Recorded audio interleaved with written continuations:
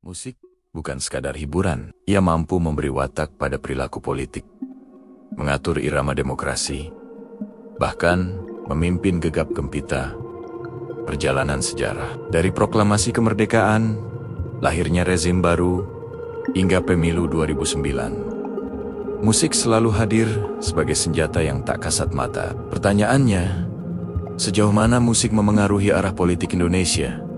Bayangkan, jika politik adalah panggung besar, maka musik adalah orkestra yang mengiringinya. Irama yang bisa membuat bangsa berguncang, tempo yang bisa mempercepat atau memperlambat sejarah. Dari Bung Karno yang mengguncang dunia dengan simfoni revolusinya, hingga pemilu 2009 yang gegap gempita, musik selalu hadir, meski sering tidak kita sadari. Datang pertanyaan kepada saya, apakah musik berperan dalam pemilu 2009? Saya menjawab, ia bukan hanya berperan, ia memberi watak kepada perilaku politik, memberi nuansa kepada alun iramanya, menginspirasikan koreografi dan orkestrasi demokrasi. Musik memimpin gegap gempita jagat perpolitikan Indonesia ke 2009. Mestinya begitu. Ia sangat potensial untuk itu. Saya bukan orang musik, maka posisi saya adalah menghormati dan menyayanginya. Kita tidak boleh bersikap cuek kepada apapun di luar dunia kita. Bodoh kalau kita merendahkan suatu wilayah, aktivitas yang kita tidak kuasai. Secara ilmu pengetahuan, engkau sebaiknya lebih memberi perhatian kepada yang engkau belum ketahui dibanding yang engkau sudah ketahui. Itulah sebabnya, maka saya memilih bekerja keras untuk mengetahui dan sejauh mungkin mengelak untuk diketahui. Tidak satu alat musik pun saya mampu gunakan. Pernah coba sentuh-sentuh gitar, tapi 3 tahun tidak cukup untuk memindahkan jari jemari saya dari grip satu ke grip berikutnya. Akhirnya saya putuskan, saya mencintai gitar saja, serta mengagumi siapapun yang mampu bermain gitar. Pernah pegang-pegang seruling, hati mau ke notasi Jawa. Jari jemari mempergilirkan nada-nada yang tersasar ke Arab. Beberapa lama bergaul dengan seruling besar sakwaji, tapi yang saya dapatkan bukan keterampilan musik, melainkan latihan pernofizan dan konsentrasi batin. Sudahlah, inilah posisi hidup saya, menjunjung tinggi para pekerja musik dengan hati takjub, memuja keindahan karya mereka di lubuk kalbu. Agak sedih juga menyaksikan dari zaman ke zaman kaum pemusik menjual murah dunia musik. Anak-anak remaja belajar dan diajari mempersempit dimensi jagat musik. Kosmologi musik hanya diambil bagian yang pragmatis. Notasi, nada, irama, aransemen, aliran, album, pasar, dengan rambai-rumbai, entertainment, sampai kadar yang menjijikan. Mengisi rubrik-rubrik tayang yang memanjakan mereka. Sioliola lebih penting dibanding para nabi dan pemimpin-pemimpin revolusioner dunia. Pekerjaan musik menjadi pekerjaan sangat eksklusif dan ruangan yang sebenarnya sempit, tetapi meminta derajat dan social positioning terlalu tinggi secara kebudayaan. Dengan ongkos sensasi, lonjak-lonjak, tepuk-tepuk, dan eksentrisisme, para pemusik tidak terlalu memperhatikan dan mensyukuri bahwa musik hadir dalam peta sejarah yang lebih luas, sehingga sesungguhnya mereka bisa hadir lebih dari sekedar menjadi abdi dalam osasuhan atau kelangenan yang hanya menumpang fasilitas zaman, tanpa pernah mengambil posisi untuk menciptakan paradigma zaman.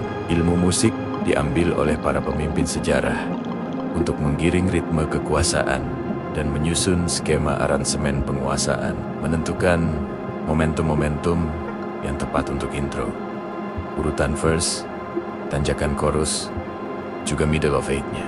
Para penyusun skenario sejarah mengasah kepekaan pada momentum, memilih sengkok-sengkok untuk suatu keperluan politik dan diplomasi, merancang sejak awal kodenya. Para pengambil keputusan negara dan masyarakat menggunakan ilmu musik untuk memahami mapping zaman di hadapannya. Mana gendangnya, mana anasir kenong kumpul saron demungnya, mana underground, karakter gendernya. Bagaimana menyimpan gong dalam rahasia intelijen untuk ditabuh dengan determinasi dan akurasi pada detik yang tepat. Gong kepresidenan Obama berdengung November tahun lalu, tapi gendang awalnya lebih 10 tahun sebelumnya. Kemerdekaan RI 17 Agustus tahun 1945 adalah produk instant improvisation, setting gebar, sesudah kemerdekaan Korea Selatan. H3 Segundos 1965 sudah dikendangi sejak 1958 oleh para siluman. Juga berkuasanya Soeharto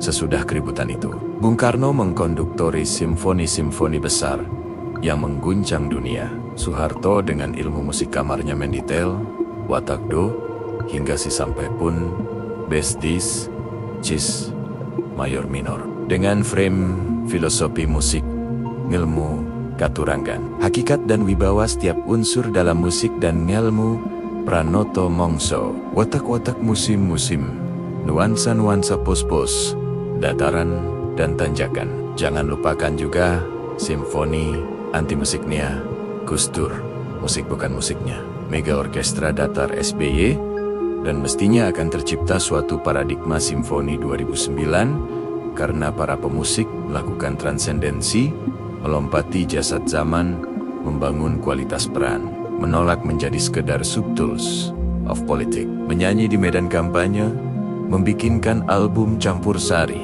atau pop calon presiden, atau memanfaatkan kebodohan zaman yang kehilangan sense of kompetensi dengan berebut menjadi caleg cawagup. Musik mampu mengubah kehidupan seseorang secara sangat mendasar dan menyangkut prinsip paling inti dalam hidupnya. Saya punya banyak teman, sebagaimana Neil Armstrong, menikmati keyakinan agama barunya hanya karena mendengar suara azan. Cat Stevens Yusuf Islam tidak bermusik 20 tahun lebih, sampai suatu malam menonton pertunjukan Kiai Kanjeng di SOAS London. Dia pengikut suatu aliran tertentu dari produk tafsir Islam. Ia menunggu 20 tahun lebih untuk menemukan di dalam dirinya bahwa ternyata bisa menjadi muslim yang baik sekaligus menjadi pelaku musik yang baik. Ia menemui saya di belakang panggung ketika istirahat pentas SOAS itu dan bertanya, apa tidak ada masalah seorang muslim bermusik? Saya balik tanya, tadi Mas Yusuf datang ke sini dari rumah pakai apa? Maksudnya, pakai tram, bus, atau kendaraan sendiri? Saya bawa mobil sendiri bersama istri saya. Tidak ada masalah bagi setiap muslim untuk mianjen dari mobil dan pesawat, menaruh kulkas di rumah, memakai mobile phone kemana-mana. Meskipun hampir tak satu pun dari benda-benda itu yang merupakan hasil karya kaum muslimin. Kami dari Indonesia membawa gamelan Kiai Kanjeng sebagaimana Anda membawa mobil. Tadi Anda membunyikan klakson, menyetir dengan irama, menginjak gas dengan takaran nada. Itu semua hanya alat. Yang salah bagi muslim hanya dua. Pertama, membawa musik ke dalam masjid dan memainkan musik mengiringi orang salat, serta mencampurkan ibadah makhluk lainnya dengan musik. Masalah kedua bagi setiap muslim adalah tidak menomorsatukan Tuhan, menyakiti orang lain, mengambil yang bukan haknya, serta hal-hal semacam itu yang orang tak perlu sekolah untuk mengetahuinya. Sesudah itu, Cat Stevens bikin album lagi dengan musik Kiai Kanjeng. Saya berkeliling ke 7 kota Belanda, Oktober tahun 2008. Masuk gereja-gereja Protestan dan Katolik, masuk synagoge dan masjid-masjid, tentu saja di hallnya, bukan di depan mihrab. Kami berjumpa dengan para pemimpin semua agama yang berlaku di sana. Salah satu hasilnya adalah lahir deklarasi damai antara umat Islam, umat Kristiani, dan umat Yahudi seluruh negeri Belanda yang dilaunching 8 Januari tahun 2009. Meskipun dalam skala internasional dilukai oleh P. Nayerbuin Gaza. Andaikan saya pemusik, saya ingin turut mengaransir 2009-nya Indonesia. Kalau tidak, ya sesudahnya. Musik adalah cermin zaman. Ia bisa jadi sekadar hiburan, tapi juga bisa menjadi penggerak sejarah. Dari Bung Karno yang mengorkestrasi revolusi, hingga Kiai Kanjeng yang melahirkan deklarasi damai lintas agama, musik membuktikan dirinya sebagai bahasa universal yang melampaui sekat politik, agama, dan bangsa. Pertanyaannya, akankah kita biarkan musik hanya jadi tepuk tangan di panggung, atau menjadikannya kekuatan untuk membangun peradaban